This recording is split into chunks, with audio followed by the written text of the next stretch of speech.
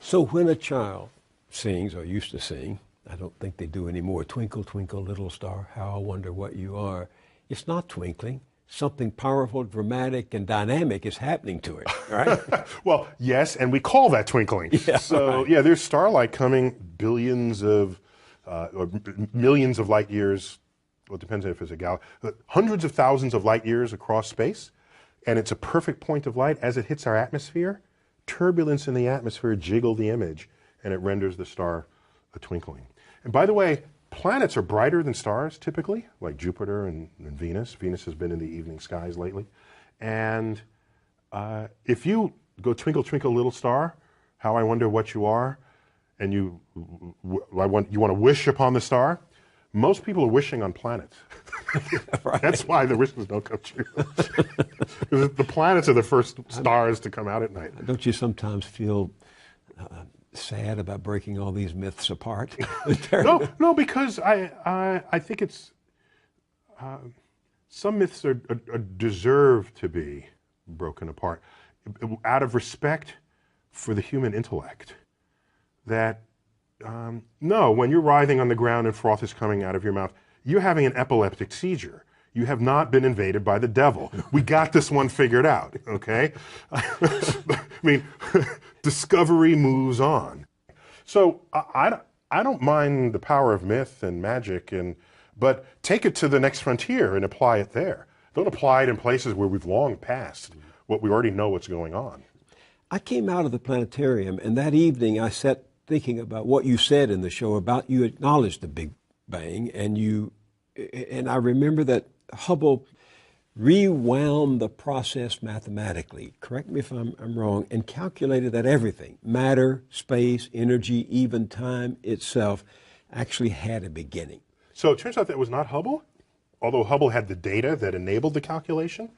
The person who did that was a Belgian priest, Georges Lemaitre. He's a priest, physicist priest. Right. Okay? What a cool thing to have on your business card. You got people coming and going with that. But he calculated what the implications of Einstein's general relativity, which was the new theory of gravity, would be with Hubble's expanding universe. And he says the whole universe may have begun in a singular point in the past. And thus, Big Bang as a phrase was used pejoratively of this idea, but it stuck. An incredible flash of energy and light, though. And matter, and yeah, all of this, all of the above. Do you give people who make this case that was the beginning and that there had to be something that provoked the beginning, do you give them an A at least for trying to reconcile faith and reason? I don't think they're reconcilable. What do you mean? Well, so let me say that differently. All efforts that have been invested by brilliant people of the past have failed at that exercise. They just fail.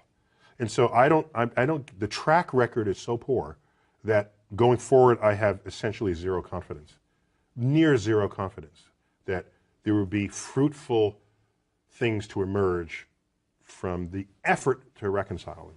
So, for example, if you knew nothing about science and you read, say, the Bible, the Old Testament, which in Genesis is an account of nature. That's what that is. And I said to you, give me your description of the natural world based only on this.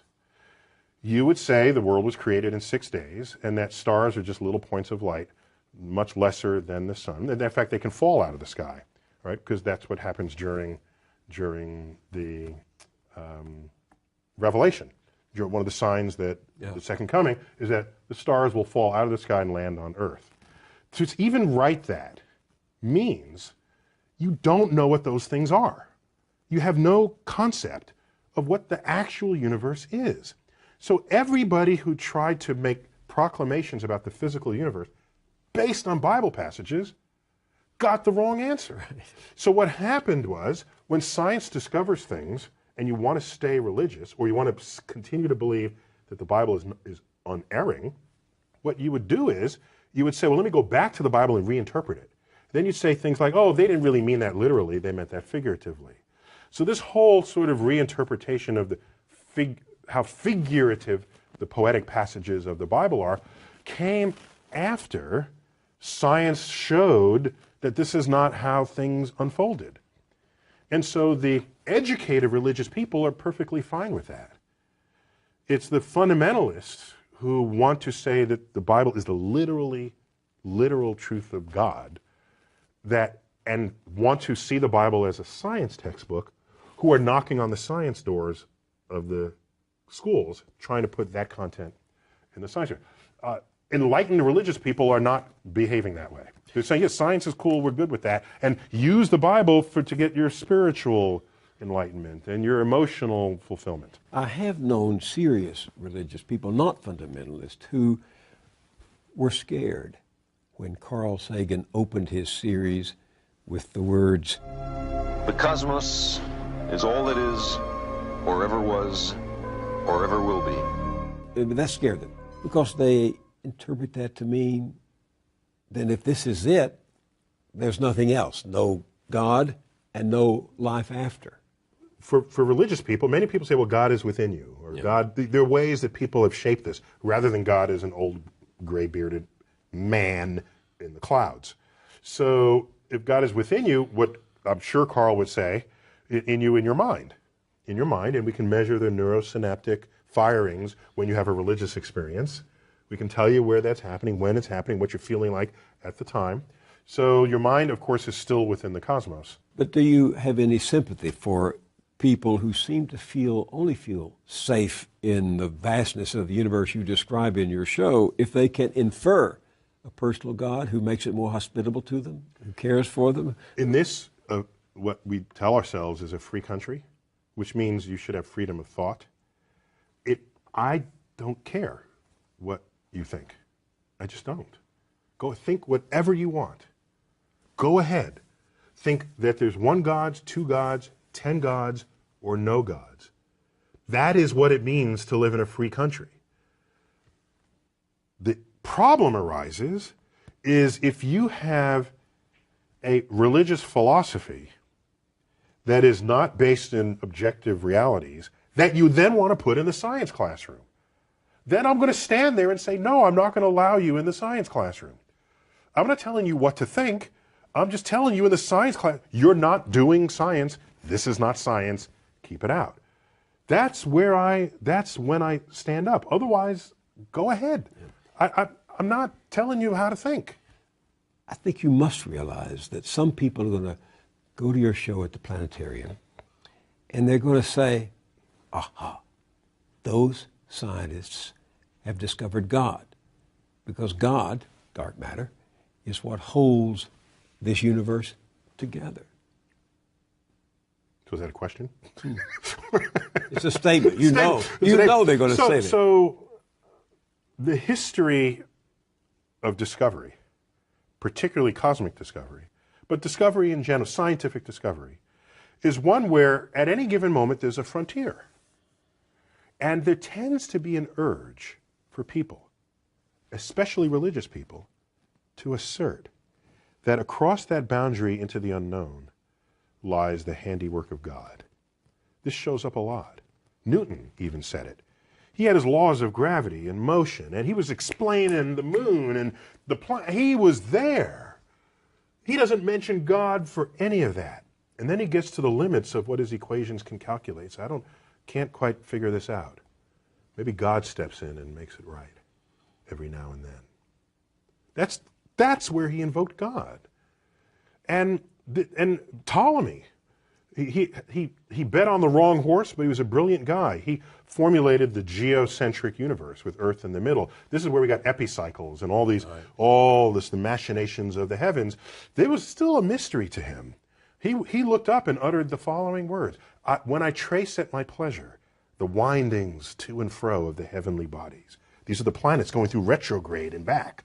The mysteries of the earth. When I trace at my pleasure the windings to and fro of the heavenly bodies, I no longer touch earth with my feet.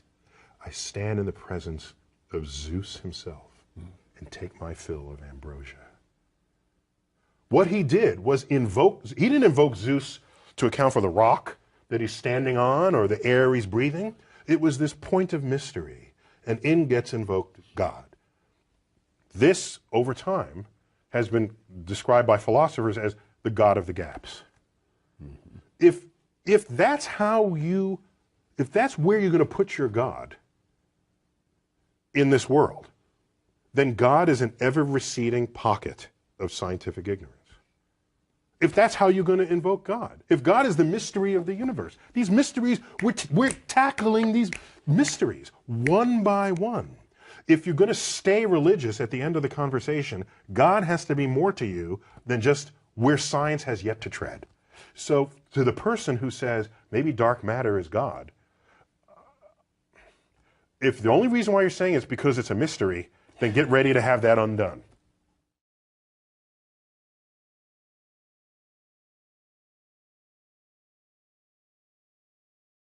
Twinkle little star, how I wonder what you are, and you want to wish upon the star. Most people are wishing on planets. Right. That's why the wishes don't come true. The planets are the first stars to come out at night. Don't you sometimes feel sad about breaking all these myths apart? I don't think they do anymore. Twinkle, twinkle, little star, how I wonder what you are. It's not twinkling. Something powerful, dramatic, and dynamic is happening to it, right?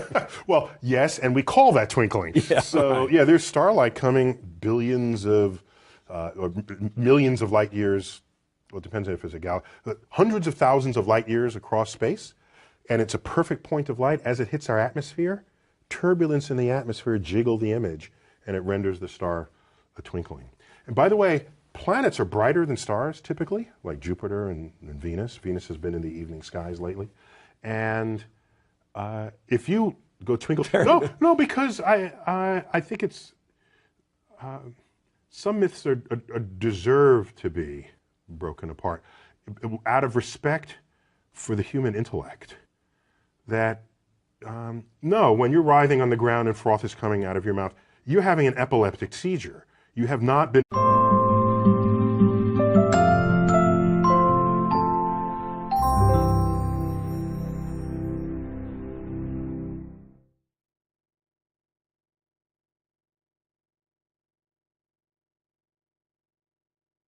So when a child sings or used to sing,